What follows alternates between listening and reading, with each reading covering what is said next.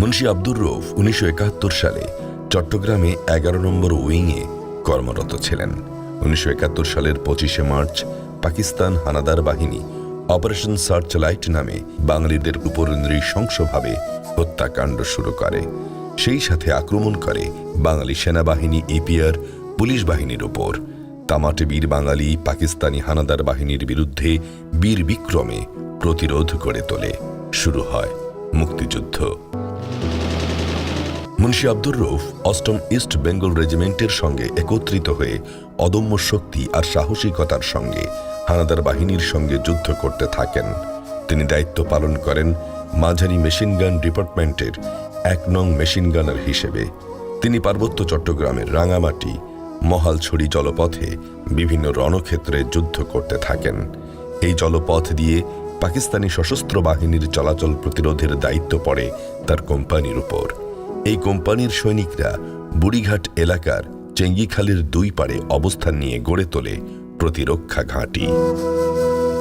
১৯৭১ সালের ৮ এপ্রিল হানাদার বাহিনীর সৈন্যরা মর্টার, মেশিনগান ও রাইফেল নিয়ে বুড়িঘাটের মুক্তিযোদ্ধাদের প্রতিরক্ষা ঘাঁটিতে আক্রমণ করতে ৭টি স্পিডবোট এবং ২টি লঞ্চ নিয়ে এগিয়ে আসতে থাকে।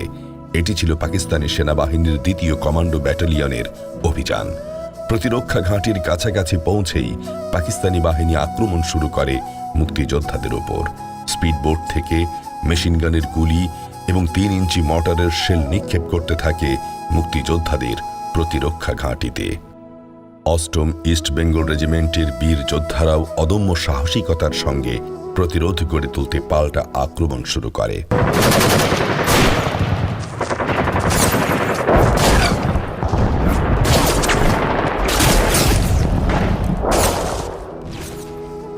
শুরু হয় দুপক্ষের রক্তক্ষয়ী যুদ্ধ।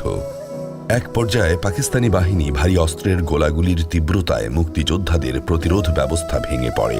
হানাদার বাহিনী মুক্তিযোদ্ধাদের সঠিক অবস্থান চিহ্নিত করে তীব্র আক্রমণ শুরু করে। মুন্সি আব্দুর রউফ বুঝতে পারেন এভাবে যুদ্ধ চলতে থাকলে সকলকে হানাদার বাহিনীর হাতে মৃত্যুবরণ করতে হবে। এ কথা ভেবে তিনি কৌশলগত কারণে পেছনের দিকে সরে যাওয়ার সিদ্ধান্ত নেন।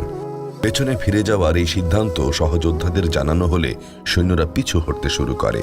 অল্প সময়ের মধ্যে পাকিস্তানি বাহিনী মুক্তিযোদ্ধাদের প্রতিরক্ষা ঘাঁটির খুব কাছাকাছি চলে আসে।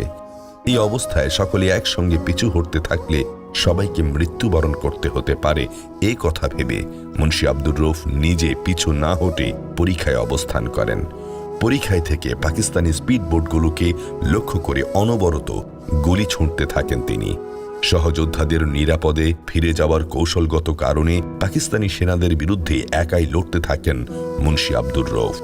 মুন্সি আব্দুর রউফ বীরত্বের সঙ্গে লড়াই করে হানাদার বাহিনীর ৭টি স্পিডবোট একে একে ডুবিয়ে দিলে ২টি লঞ্চ নিয়ে পাকিস্তানি বাহিনী পিছু হটতে বাধ্য হয়।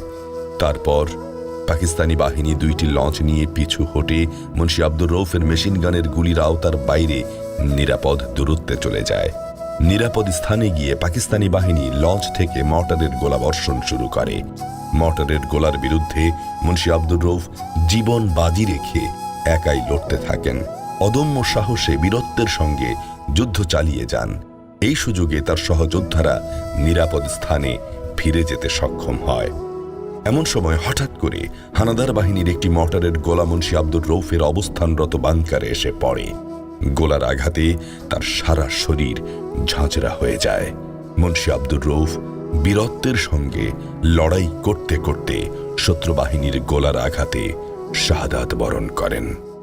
রাঙামাটির নানিয়ারচর উপজেলার বুড়িঘাটে একটি টিলার উপর এই বীর যোদ্ধা মুন্সি আব্দুর রউফকে বেদনা ভরা মন আর অশ্রুসিক্ত নয়নে সহযোদ্ধারা সমাহিত করেন।